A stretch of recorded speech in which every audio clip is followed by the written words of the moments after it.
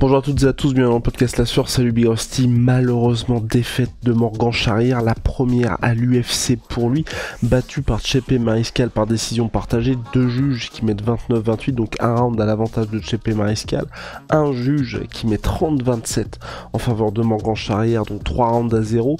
On va parler de tout ça avec Big Rusty parce que ne serait-ce qu'au niveau du scoring des juges, c'est un peu surprenant. On a le seum aussi parce qu'on a vraiment l'impression que Morgan avait sous le coude, donc on va voir tout ça.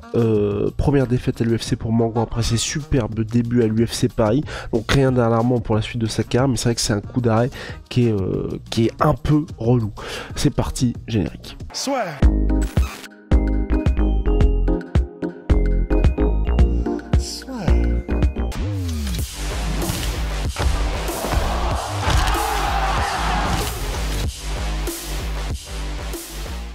Je sais pas par quoi tu veux qu'on commence, si tu veux qu'on commence par l'analyse du combat ou le scoring des jeux. Peut-être l'analyse du combat parce que comme ça les gens peut-être qui n'ont pas vu le combat vont comprendre un peu pourquoi on se pose autant de questions. Donc c'est parti déjà, ce qui peut être très sympa et c'est vrai que c'est cool.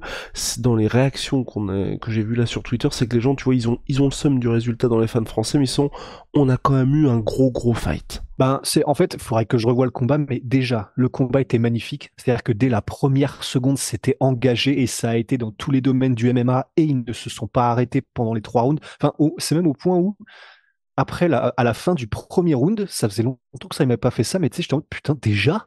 Là, tu sais, t'as l'impression que ça va durer que 2 minutes, quoi. Et c'est parce que les deux mettaient vraiment de l'intensité et de l'envie et de l'agressivité, les deux, et c'est pour ça que ça a fait un beau combat. Pour ce qui est de la décision, faudrait que je le revoie, je me rends pas bien compte. Effectivement, j'avais l'impression que c'était très serré.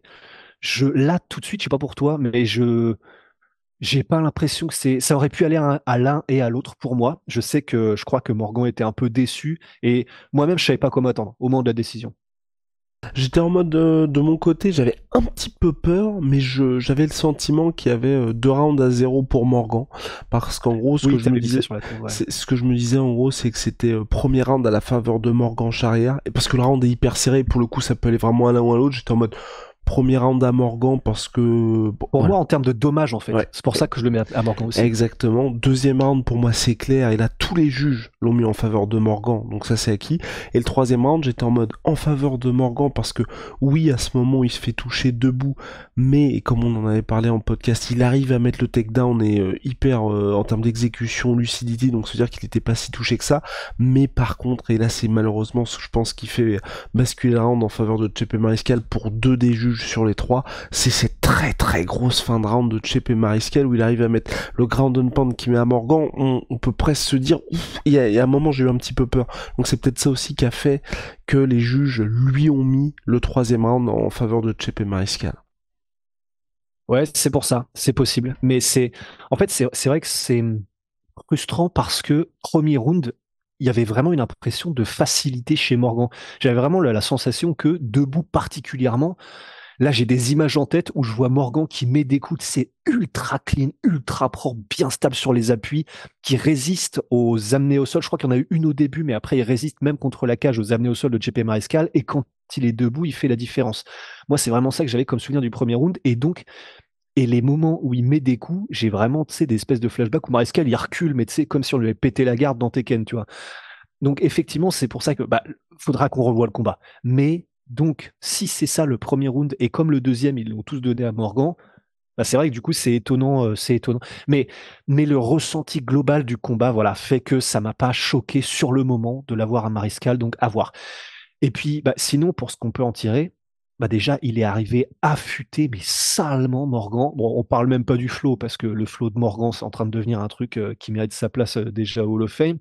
Mais au-delà de ça, il était affûté physiquement. Il y a peut-être eu une petite baisse de régime au fur et à mesure du combat, mais enfin, c'est normal vu l'engagement qu'il y avait. Je sais pas si on peut dire que s'il y a une condition physique, parce que ils sont allés à 100 à l'heure du début jusqu'à la fin et avec toutes les phases du combat. Donc pour ceux peut-être qui suivent le MMA de loin, en fait, faut se dire que si tu fais que du pied-point, c'est-à-dire du contact et en restant debout, c'est beaucoup moins taxant énergétiquement que quand tu mixes ça avec des phases de lutte contre la cage, tu es dans les lactiques, tu presses avec ton endurance musculaire et tout, ça crève de malade. Et malgré ça, oui, j'ai eu l'impression qu'il y a eu une baisse de régime juste, mais parce que il y a eu un peu moins comme on appelle ça, c'est de volume de la part de Morgan au fur et à mesure des rounds, mais il n'était pas non plus du tout à la ramasse, quoi. Donc physiquement très bien, très bon. Il a mis lui-même des takedowns à Chip Mariscal, notamment il a mis une série à un moment donné au deuxième round, je crois genre 2 ou 3 takedowns d'affilée, dont un ultra violent. Donc en fait dans tous les domaines, c'est ça qui est bien, c'est que là sur les 3 rounds, on a quand même pu voir que Morgan était affûté, on a pu voir qu'il était présent et qu'il était là dans tous les domaines.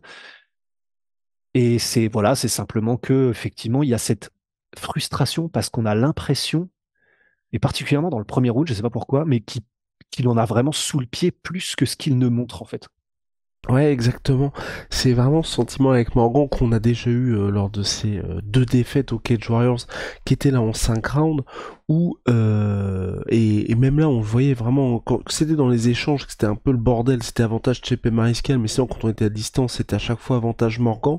Et chaque fois qu'il se prend des coups, parce que là voilà j'ai les stats qui viennent d'UFCstat.com, Chepe Mariscal donc met 16 coups à Morgan et Morgan en met 10 lors du premier round, et avantage en takedown aussi à Chepe Mariscal, plus en contrôle pour Chepe Mariscal. Deuxième round, 33 coups mis par Morgan, 32 par Chepe Mariscal. Et troisième round, 6 coups mis par Morgan, 23 pour Chepe Mariscal. Le takedown, comme tu l'as dit, pour Morgan. Et le temps de contrôle avantage à Morgan aussi dans le troisième round, 2,21 contre 1,07 pour Chepe Mariscal. Sauf que c'est vrai que Morgan, à chaque fois qu'il touchait, il y avait quand même cette impression. Et puis même ce côté global où le gars est en contrôle. Mais c'est vrai que quand tu vois les frappes et le détail du nombre de coups, on se dit bah oui, Chepe Mariscal a plus touché. Sauf que quand vous regardez ce qui se passe, et même au niveau de l'impact au global, à part ce moment on a dit au troisième round où Morgan a très bien réagi avec ce takedown, et il est d'ailleurs à 100% de réussite, 1 sur 1 en tentative de takedown lors du troisième round, le gars est plus en contrôle. Et c'est vrai que c'est ses coachs qui lui disaient, qui demandaient à Morgan que soit plus d'activité, de aussi monter sa garde, tout ça.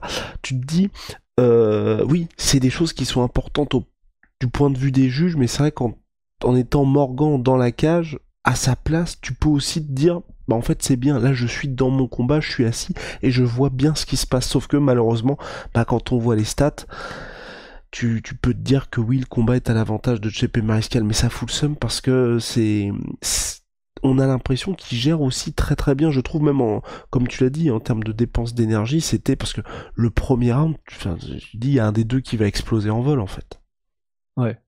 Ouais, non, c'était un truc de malade l'intensité du premier round. Et avec des scrambles où ça fait comment ça s'appelle, du twister là. Enfin, c'était non, non, c'était vraiment impressionnant. Et je sais pas si on l'a dit, mais rappelons aussi quand même que Chepe Mariscal sur Fight Matrix, il est dans le top 50 mondial. Donc enfin, c'est pas non plus, c'est pas le boulanger quoi, Ouais, hein. bah Morgan, Il est chaud. il était 101ème, Morgan, sur Fight Matrix, donc pour vous dire une idée quand même de la différence. Ouais, voilà. Donc il prend un mec qui est quand même dans le top 50.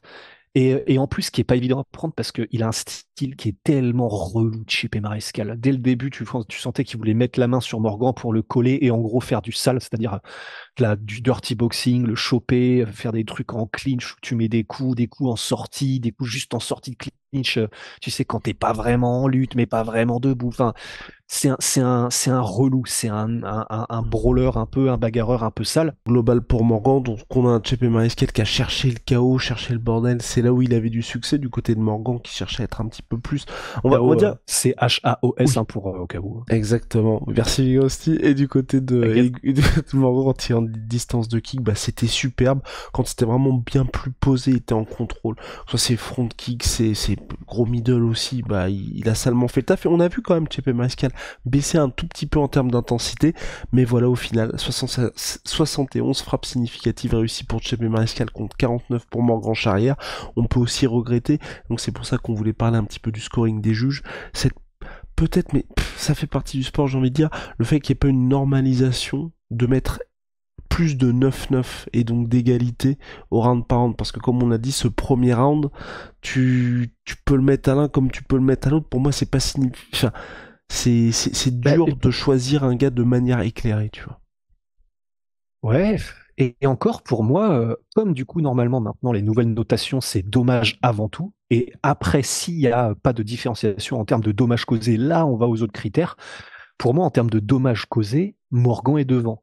Parce que quand il touche, il fait plus mal, même si dans le premier round c'est à peu près équivalent, enfin je crois, je sais plus ce que tu m'as dit en termes de touche, mais comme quand il 10 à touche, 16, ouais. Donc c'est assez proche. ouais, c'est assez proche, mais surtout comme quand il touchait, il faisait vraiment plus mal Morgan. Pour moi, on aurait pu dire que les dégâts causés étaient peut-être un peu plus du côté de Morgan, quoi. Mais après, en fait, ce qui est bien aussi, c'est qu'avec un combat comme ça, excuse-moi, je t'allais dire un truc, mais c'est que le combat est tellement bon, on va voir là, du coup, on enregistre ça juste après le combat, donc on ne sait pas ce qu'en dira Dana White, etc. pour les bonus, mais au moins, il s'assure, avec la première prestation et ce combat-là, Morgan, je pense, il s'assure les faveurs de l'UFC parce que c'est ce qui kiffe, en fait. Des mecs qui viennent, tu sais que ça va être la bagarre, tu sais que ça va être spectaculaire, qu'il va y avoir de l'engagement.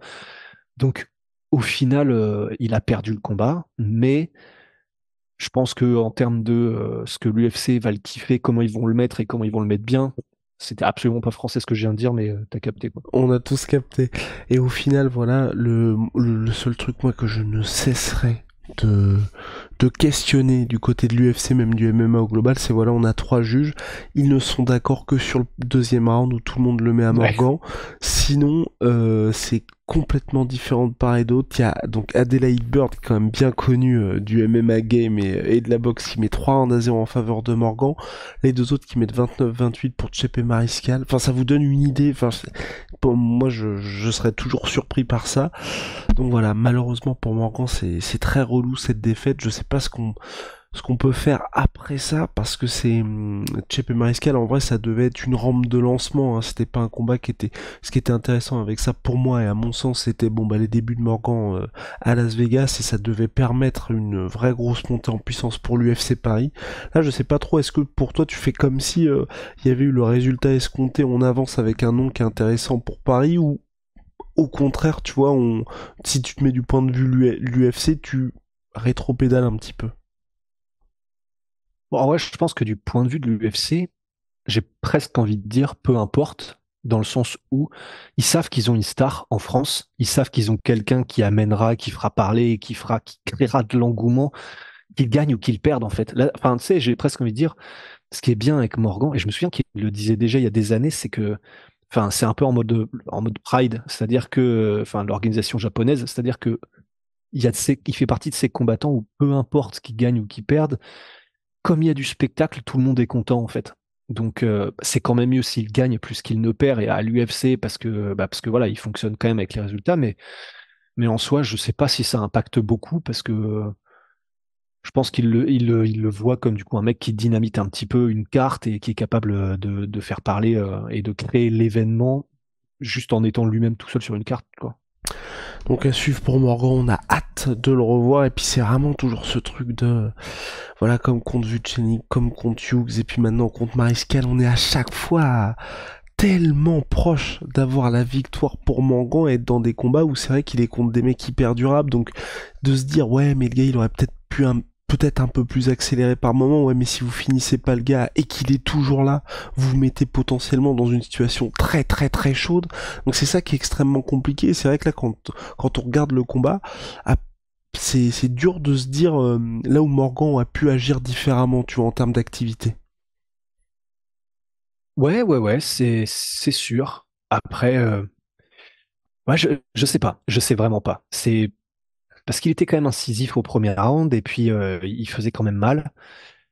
Je sais pas, mais voilà. Enfin, gardons à l'esprit que enfin, c'est quand même un top 50 mondial qui a un style ultra casse-couille. Bon.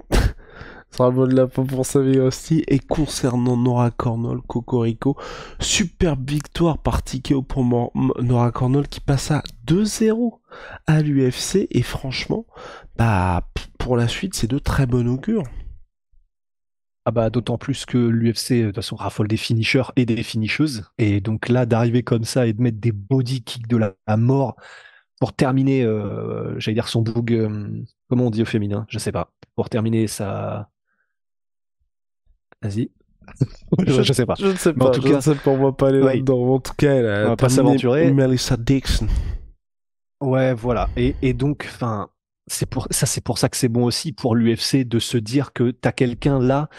Déjà, bah voilà, enfin, elle avance, elle a 2 victoires d'affilée, donc on va voir jusqu'où elle peut aller. L'UFC va vouloir voir jusqu'où elle peut aller, mais de la même manière que Morgan, ça, bah, c'est bon signe elle-même pour les prochains UFC en France, etc. Parce que voilà, ça fait En plus, on sait que l'UFC, du coup, aime bien quand il y a un peu de mixité sur les cartes, etc. Et même en France, d'avoir des talents qui sont des deux genres différents. Donc là, il y aura Manon, il y aura Nora. Enfin, ça fait. Ouais, ça, je pense que ça fait plaisir et que c'est bon signe pour les futures cartes en France qu'on ait des gens qui sont spectaculaires comme ça, quoi. Et donc Nora Cornell, que ce soit sur Fight Matrix ou sur Tapology, elle fait partie du top 15 mondial chez les bantamweight. Et puis Saladin Parnasse, bon bah, nouvelle masterclass à Paris pour Ouais. lui. C'était le dernier combat de son contrat avec le KSW. Il est arrivé en favori, il a assumé son statut avec la manière. Ouais, bah tu peux pas faire beaucoup mieux que ce qu'a fait Saladin Parnasse. C'est ça qui est pratique, c'est que bah, oui, il est attendu, mais bon, bah il déçoit pas, quoi. Et donc, bah, il a éclaté son boug Valerio Mircea en un round, en un high kick, et puis terminé dodo, quoi. C'est ça qui est pratique. Et puis ben maintenant, bah, d'après ce que j'ai compris, il y avait une interview de Hatch et Saladin juste après chez RMC, et ça avait l'air, du coup, vu ce qu'ils disaient l'un et l'autre, de se diriger peut-être pas vers l'UFC et de privilégier plutôt des mots de Saladin Parnasse et de Hatch, de privilégier se mettre à l'abri financièrement. Et donc, ce serait probablement, j'imagine, le PFL peut-être plutôt. Assure, assure, assure. Je croise toujours les doigts pour l'UFC.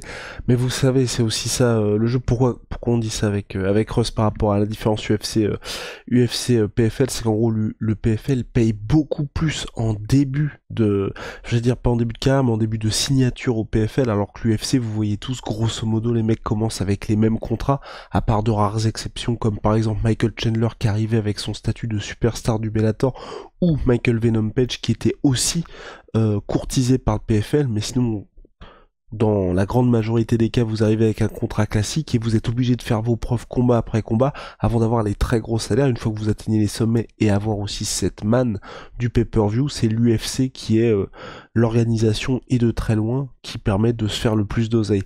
Mais par contre, au début, va vous demander à Cédric Doumbé, il est 1000 fois mieux au PFL qu'à l'UFC à expérience égale, à nombre de combats égal.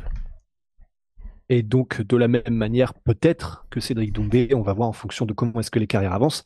Mais si jamais Saladin va au PFL, ça voudrait peut-être dire effectivement 1 an ou 2 peut-être au PFL. Comme ça, il fait quelques combats, il engrange money in the bank, et puis après, peut-être du coup, aller à l'UFC, puisque Hadj disait que l'objectif, c'est toujours d'aller montrer que Saladin est le meilleur combattant du monde en featherweight. Ouais, c'est ce qu'ils veulent montrer. Et dernier point et pas des Et en moindres, lightweight d'ailleurs, parce que là c'est en lightweight, ouais. pardon. Et, et dernier point et pas des moindres, c'est par rapport justement à Saladin et ce qui va se passer pour la suite. C'est vrai que là aussi, tu vois, moi je me dis, t'as la place de Morgan, t'as la place de Nora. J'aurais kiffé faire ce combat-là en France, tu vois. Morgan et Nora, je suis sûr qu'ils auraient rempli le Dôme de Paris ou la Didas Arena. Et là, malheureusement, ils sont à l'UFC Apex dans un événement, je suis désolé, hein, mais je pense que les Américains s'en battent les steaks, comme nous en France.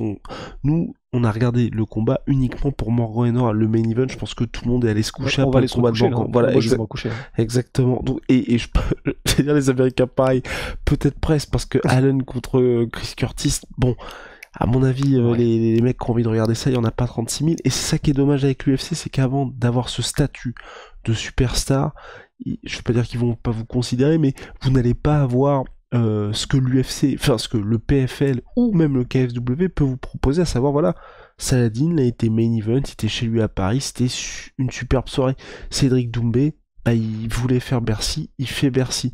À l'UFC, bah, vous savez que vous allez avoir un UFC Paris par an, et même aujourd'hui, là, il y a des, selon toute vraisemblance, sur Cyril en main event, c'est pas sûr, on sait pas contre qui, et c'est pas non plus les deux premiers UFC Paris. Le premier avait fait l'événement parce que c'était le premier UFC qu'on attendait depuis énormément de temps. Le deuxième contre Spivak, les gens étaient plutôt déçus de l'affiche. Donc c'est ça aussi qui est à prendre en compte, hein, quand vous êtes un combattant français, vous êtes quand même, je pense, bien mieux loti en début de carrière en étant dans une autre organisation, mais en étant quand même une star, en ayant des ambitions internationales, plutôt que de partir à l'UFC directement. Donc c'est tout ça qui est à prendre en compte. Même si Blue, en tout cas moi de mon côté, hein, je préfère évidemment l'UFC parce que bah il y a Ah bah oui. il y a énormément de chocs qui sont possibles et quand vous avez le Ah bah, niveau de en tant ça, que fan, oui, c'est sûr. bah, oui. Mais voilà, c'est l'éternel débat et qu'on a. C'était pareil avec Cédric Noubé et voilà, on comprend, hein, c'est évident que mettre la famille à l'abri aussi, ça importe tout autant dans une vie que voilà, qu'elle est à l'UFC, quoi. Entièrement Parce que j'en d'accord. suis perdu en milieu de phrase, quoi. Ouais. Enfin bref, il est tard. Ciao. I'm Sweet Pea. Ma Sweet Protein, moins 30% minimum sur Ah bah non. tout My Sweet Pea. Oh, avec Ouais, le c'est code difficile, là. la sueur. Et Holy Moly Révolution dans les boissons énergisantes.